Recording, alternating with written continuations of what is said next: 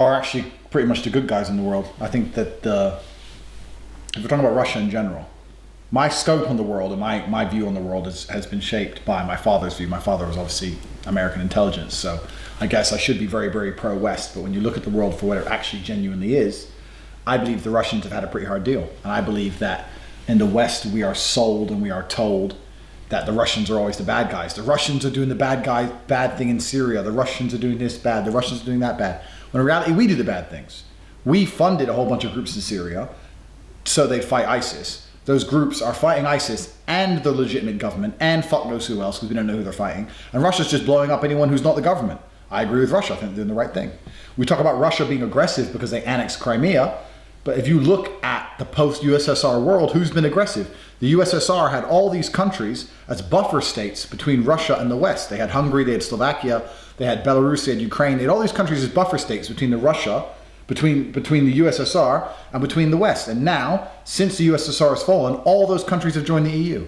So who's been aggressive when all the countries that were previously USSR have now all joined the EU, all joined NATO, all put in anti-missile systems along their border, all have tanks along their border? Imagine Russia bought Ireland. What would England be saying? You know, so back our Guinness. Exactly. So our Guinness. So who's the aggressive ones? We're the aggressive ones. So we want to take all the buffer states away, put the European Union and NATO, which is an unfightable force. Russia stands 0% chance in a war against NATO. Literally zero.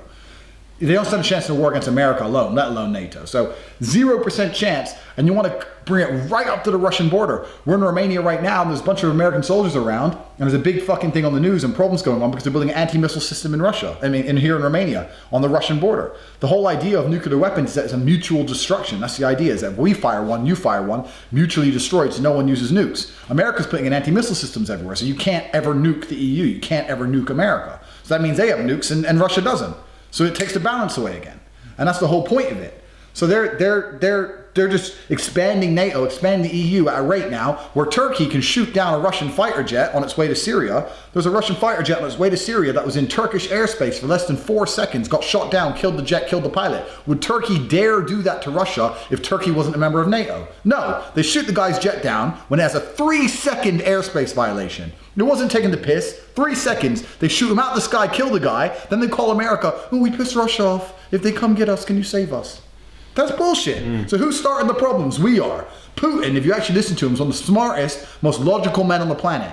And that's why I'm so happy Trump won, because Trump has enough brain to sit down with Putin man to man and prevent World War III. Clinton and her fucking bullshit was going to literally spark the beginning of a world war with this anti-Russian rhetoric. We've already fucked Russia every way we could.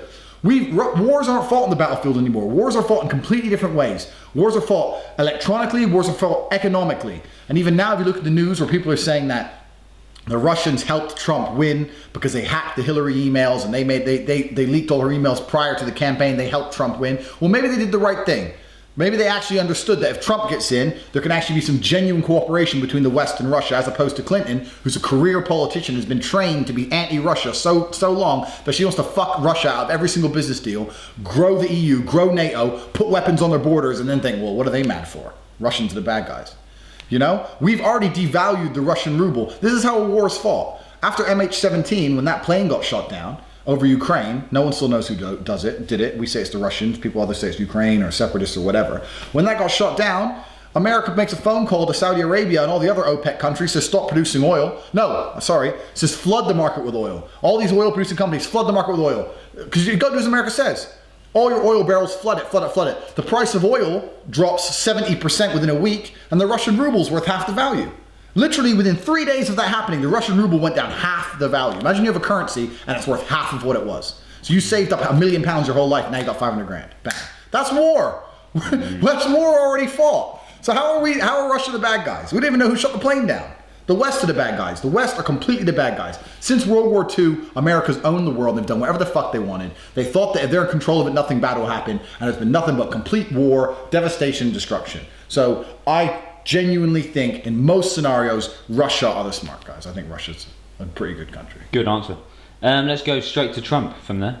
Trump's the man. People hated the idea of Trump. Yeah, because Trump was demonized as the worst thing to ever happen to politics. Yeah, because these are little leftist easily offended hippies. They don't have any concept of the real world. What people don't understand is, people say to me, oh, Andrew's violent, Andrew's this, Andrew's that. What I understand about the world that most people don't is that the world requires balance. It's the oldest thing in the world. It's like the Chinese philosophy of yin and yang. You got the black and the white.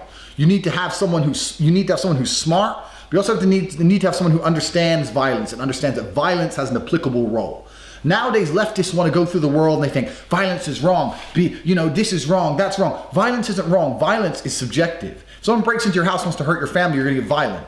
So it depends. Everything has a place on this planet. Leftists don't understand this. So they get so easily offended by someone or by something and they think it's 100% bad. Trump's not 100% bad. Trump has a place. There's place for people like Trump, and I currently genuinely believe his place is at the head of the United States of America. Who was the alternative? Hillary.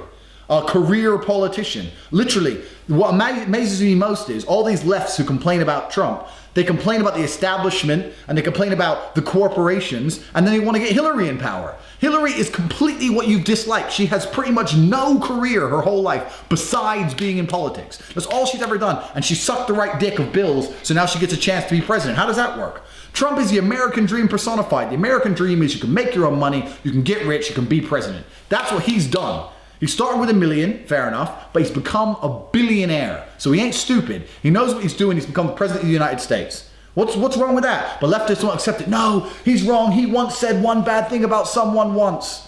People say bad things about people. Welcome to the real world. If we just drop the bullshit and all stop getting so easily offended by stupid little things and drop the dumb shit and look at the actual reality of the earth, there's not a single person on this planet, including the leftist hippies who hate Trump, who haven't said a bad thing about someone at some point. That's how the world fucking functions. He said some bad things about some people, big whoop. He's gonna be a better president than Hillary ever would have. So get the fuck over it. Trump is a G. And the worst thing about it all, what amazes me most, is that most of the people crying, it's not gonna affect their lives anyway. Like people are like, oh, Trump's gonna be you smoke weed, you work in an antique shop. What the fuck does it matter if Trump is the president or not? Really, Lucy, 21 from Scunthorpe. What the fuck does it matter if Trump's president or Hillary's president or there is no president? You are literally achieving pretty much next to nothing with your life. Next to nothing. You're not in politics. You haven't got fucking stocks and shares in companies that matter. Literally, most of the people I saw complaining about Trump on Facebook, either A, didn't really understand politics in the first place, or B, it would not affect them who's president anyway. If you're broke, you're gonna stay broke. If you're rich, you're gonna stay rich. Politics has actually very little effect on someone's life. The only thing politics can do is set a few laws like don't kill, don't rob, don't steal. Besides these basic outlines, you've got people like me who are gonna go and become millionaires on their own, and you've got people who just sit around going, I'm not rich because of the conservatives, I'm not rich because of Trump, I'm not rich, and just excuse makers. Just excuse makers. It doesn't matter who's in charge, you're still gonna be a shit muncher. So what the fuck do you care for? Of course you hate Trump. You're a hippie, your hair's too long, you ain't got a job, you wanna walk up and down the street saying, down with Trump, like putting someone else in there is gonna change shit. It ain't gonna change a thing, you're still gonna stink, you're still gonna need to shave your armpits, Lucy. Fuck you. May I ask you a serious question? Absolutely. Have you ever grabbed someone by the pussy? No, but I've been inspired by the President of the United States of America, and if he can do it, anyone can.